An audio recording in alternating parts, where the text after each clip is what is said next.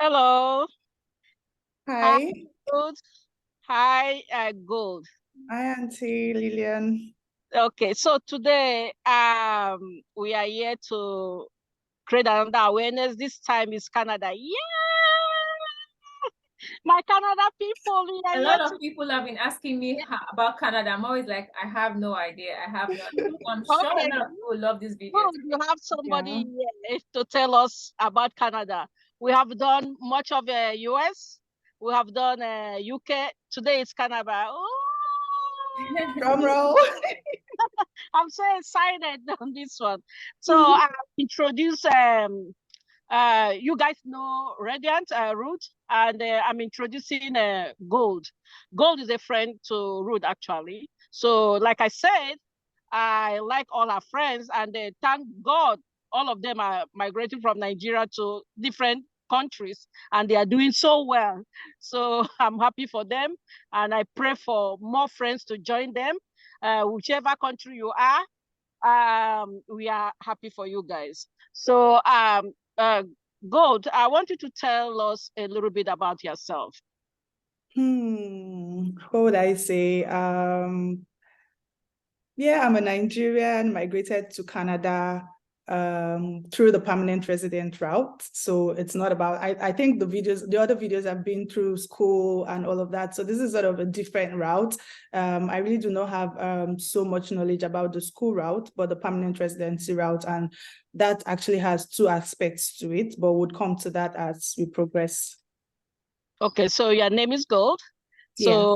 So when did you migrate to Canada? I came into Canada January this year, January 2023. Congratulations. Thank How is you. the weather over there? Getting used to. I came during the winter, just when the winter was rounding up. Now we're in spring. We're sort of preparing for summer, but it's been a roller coaster. 1 minute is cold, 1 minute is hot. So I always have my jacket handy anyways. I'm not ready to get cold.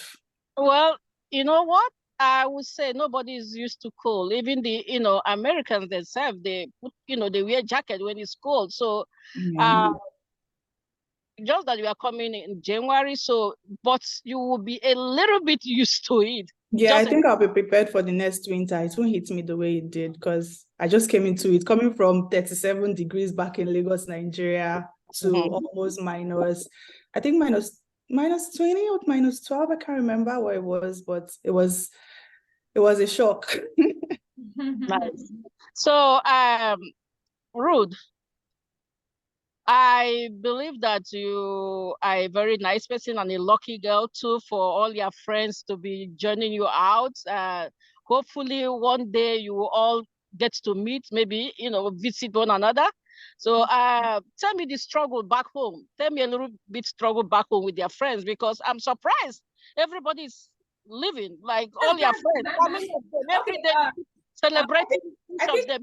I think Were for you guys gold it's quite. were you guys sitting there and thinking about Oh leaving? no no no no no no no! It wasn't like that. I think for gold it was quite different because I gold started her process before I did because she started in 2019, right before COVID.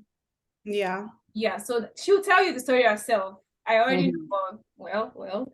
So she started before COVID, and then COVID hit us. So our process took a longer time. While I started in 2021, 2020, no 2021. That's when I started my process, and I came 3-4 months later. So when I got here, when I finally told my friends that I'm here, when everybody saw us, everybody was like motivated. They wanted to know, apart from gold. So every other person, all my friends that you've seen moving out, I don't want to take the whole credit, but they always ask me, "Oh, I'm motivated by you. How did you do it? If you can do it, okay, I can do it. What did you do and all that?" So I So, tried as much as possible not to hoard information. I try as much as possible to help them, even those that want to go to the UK. I try to give my 100% support because I believe the sky is big enough for everybody to fit in and make the kind of success they want. So yeah, so I'm very proud of myself. I'm very proud of my friends. What of you too? They're all making the right moves, and I'm happy. At least I can visit Gold in Canada. I can visit Tessa in England. I can, like that. That's how we roll. That's how we should roll. And they can visit me in the US too. More postcodes, more travel destinations. Yes, so more travel examination. That's good. So Okay. we didn't just sit to talk about it. It just happened. Okay, good, good, good. I'm happy for you guys. So, Gold, I want you to give us in-depth summary of how this migration works for you, because like you said, I have been talking about international student, how to apply and how to get to, this is a different kind of visa process. So I want people to be aware of that process that you use in coming to Canada. Can you give us in-depth summary about that, please? Okay, so like Radiant earlier mentioned, my process started way back in 2019. So for the permanent residency process, they have like different, like I said, different ways to it. So there's an express entry route, which I did, and there's the provincial nomination route. I'll just touch briefly on the provincial nomination route. So the provincial nomination, you're nominated by a province, and then you need to go into that province and stay for a number of months or years, depending on what the province wants, before you can go to other provinces.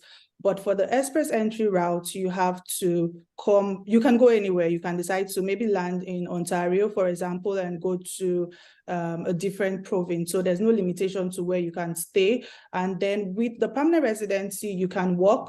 There are different pegs to it. You can work and you can school and pay your fees as not as an international student, but as a national student. So whatever a citizen of Canada is paying, that's what you pay as a permanent resident if you want to go the school route. But for those who want to work, you also, you would not need a work permit. With your permanent residency card, you basically enjoy the benefits of Canadian citizens, except that you do not have the passport and you do not have a right to vote yet. But for every perk that a citizen enjoys, as a permanent resident, you enjoy it.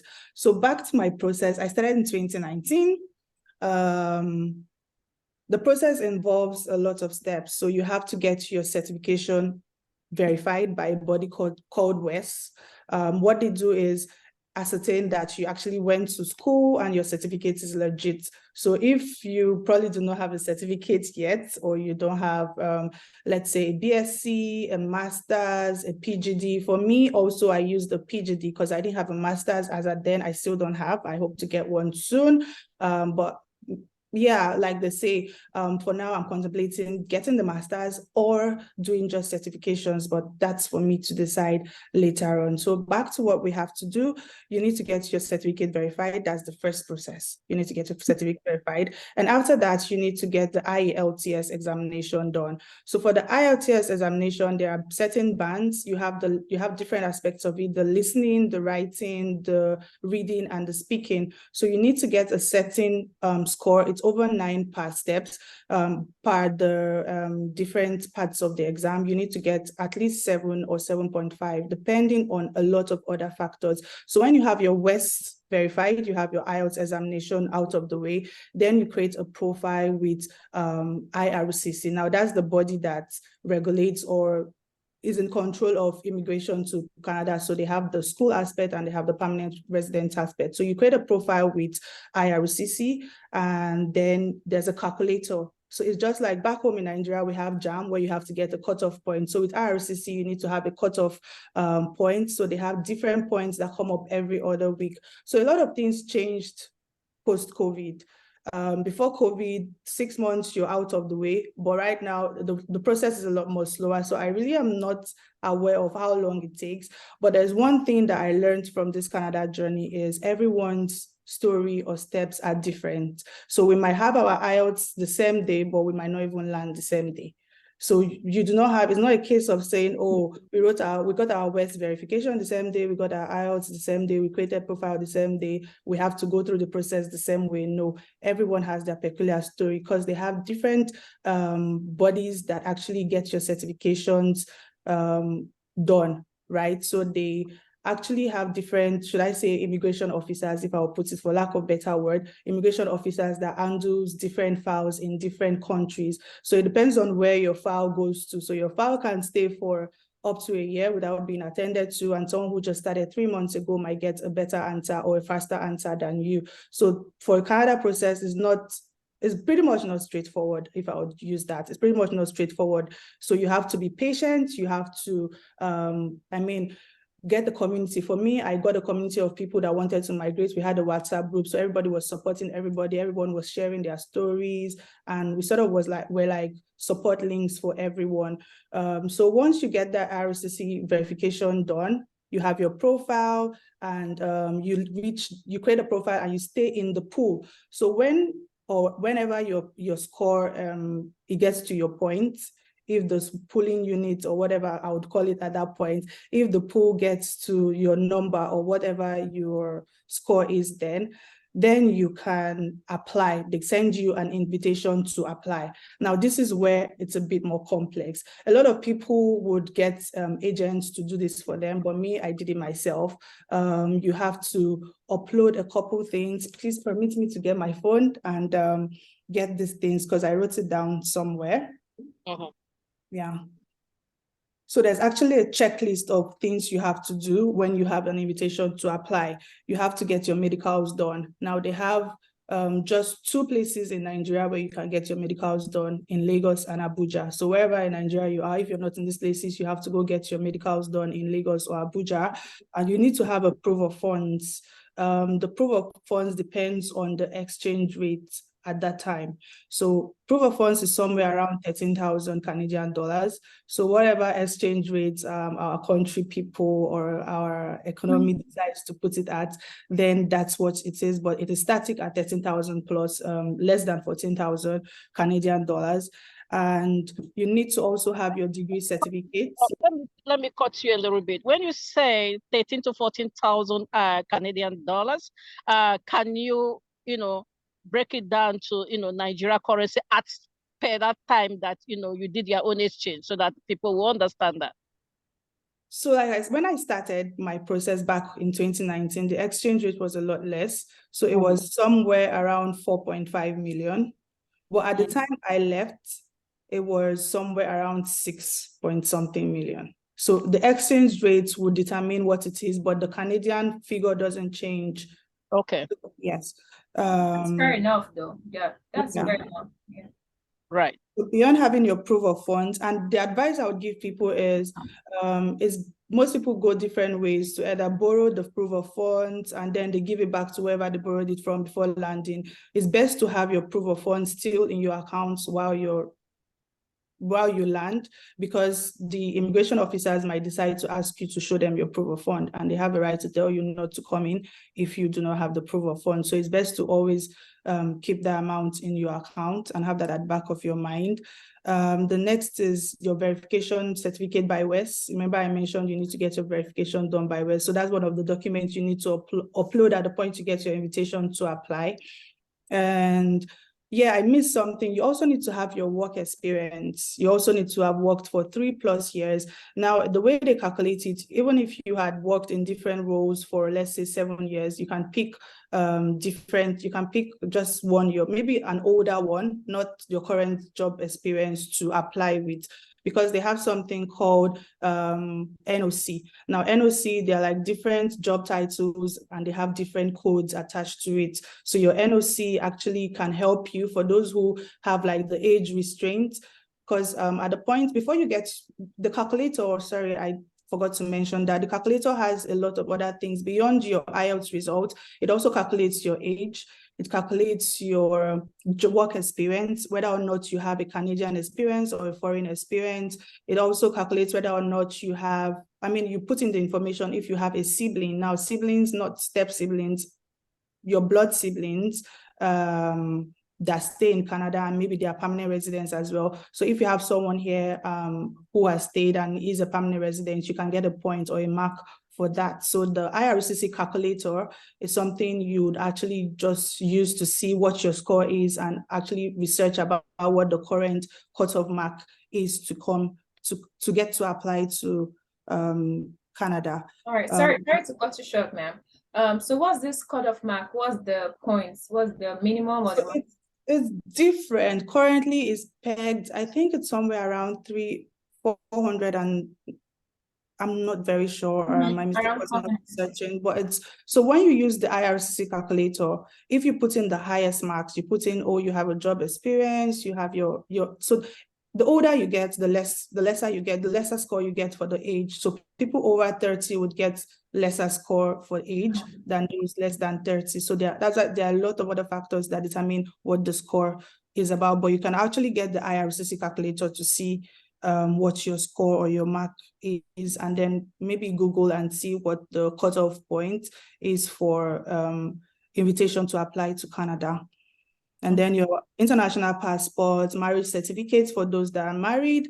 You also need to have your children's, for those that have kids, you need to have your kids' birth certificate for to show that you're actually the parent. You also need to have police report. Now, a lot of things have changed. As of when I did my police report, it was somewhere around less than 5,000 naira. I don't think I paid up to 5K for my police report, but right now it's above or around 50,000 naira. And you need to go on. Just a year, 2 years. Yeah, a lot has changed. Wow. A lot has changed. For those who claim sibling points, you need to have your sibling's permanent residency card. You need to have a certificate that shows that both of you are from the same parent. So we have situations where people are, I mean, let's not get into the Nigerian factor, but you need to have this whole documents in hand. And there's something I also did just because I did not want the IRCC the immigration officers or IRCC coming back to me to ask me questions. I had a document called Letter of Explanation. Now it explained, at the point I had mutual funds, so my money was supposed to stay in my account for 6 months, but at the point I used mutual funds and it was less than a month. So I had to explain to them, it's just better explanation as to why my money was not in my account for 6 months, saying, oh, I had money in my account, but I was more comfortable in sharing my mutual fund certificate than my account details, and because I had other monies in there. So this was just for the purpose of my immigration. So just for them to get a better understanding as to why I moved the money, and also explain my job titles and how it aligned with my NOC I had picked at the time. And also, what else did I include there? And just every certificate, everything I included, all my documents, I explained what it was and everything that needed to be understood by IRCC so they don't come back to me. But then COVID happened after I had done my application, and medicals is valid for just 1 year. So they got back to me when they were ready to work on my file for after like a year or about 2 years. They got back to me and I had to get my medicals done. I had to provide another proof of funds. They just wanted to be sure. Remember, my money wasn't there for 6 months, so they were like wanting to be sure that the money was still available. And I had to provide another proof of fund certificate to them. So yeah, that's basically how my process went. And then I submitted my application. They got back to me to submit my passport. Prior to this, I had done my biometrics. But if you had done biometrics 10 years before, in the space of 10 years before this request was done, you don't need to do biometrics. But I think they've changed it again that everyone needs to get the biometrics done. But at my time, I did not need to. Those who had done their biometrics before did not need to go through this process again. So I got my certificate, my passport back. It took about, because I did the expedited process, I paid for a fast track of my passport. So it got back to me in less than a month, but then I stalled. So I got my passport back April 2022, but I stalled to come to Canada, and then that's why I landed in January. Nice. That is really good summary, if I might say, because you basically touch every aspect. But I don't know if you are aware of a little bit of the student owned, because this one sounds to me like is a very long process. So you know a little bit of the student aspect. Will you say the student aspect is is shorter than this one or no? Yeah, the student aspect is pretty much shorter and pretty much straightforward, because for some schools you don't need to provide IELTS.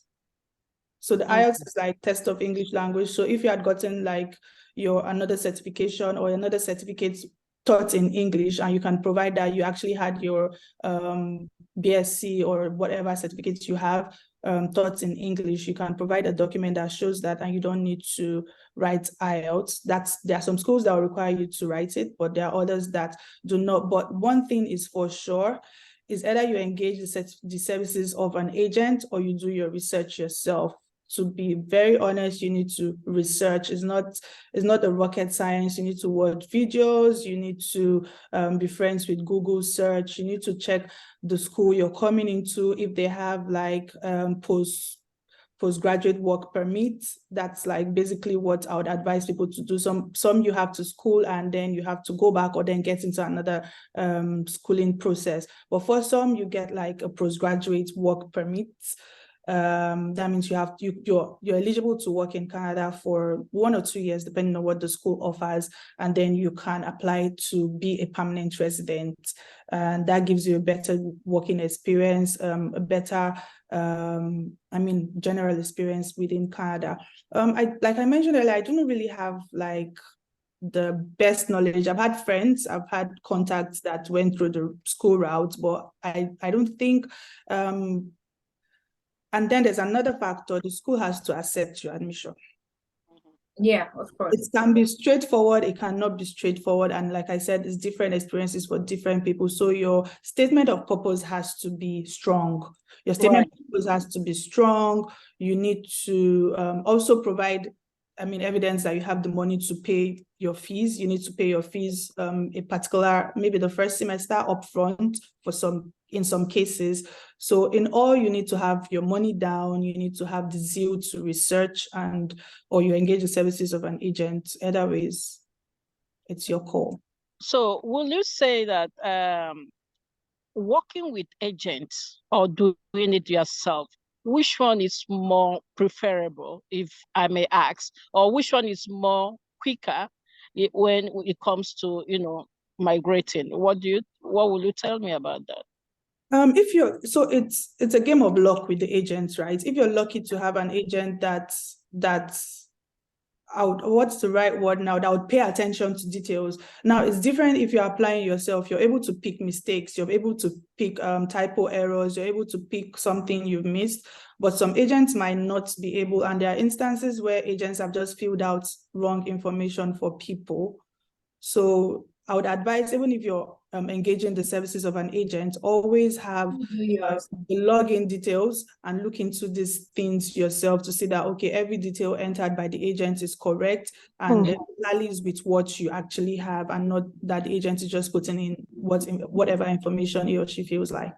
Yeah, because I believe that whatever you can do, an agent can do it too. So there's no two way about it. Just that some people I'm trying not to use the word lazy, but some people just want it the easy way. So they rather pay somebody else to do it rather than for them to research themselves and all that. So I have a question for you, right? I just checked the cutoff points for entry into Canada and it says 486. So from what you know already, what do you think are the chances for fresh graduates from Nigeria? Do you think they have any chance of getting this Canada Express entry because they do not have the long-term job experience? What do you think are your chances? For fresh graduates, I would believe that the express entry might not be the right way for them. It might be provincial nomination. Now, the province have to be in need of your skill set. Oh, so skills, very important. Yes, they need to be in need of your skill set for them to reach out to say, we need this person to come to our province to work and give us the knowledge they have. So for fresh graduates, it might be them researching to see what province is in need of what they have studied, and they can now apply. And then when the province nominates you, it gives you a very high score. So you can see instances where people have like over 1,000 of the cutoff. So it means you can get an invitation to apply. Right. Okay, so how many people does the province have to bring in a particular, I don't know if it's a year or I don't know how they do it. So what number of people do they get to bring into the country through the provincial nomination? It depends on what the province needs. Every province have their cutoff for the number of people they can. So it's peculiar to different provinces and what the government has allocated to them at every point.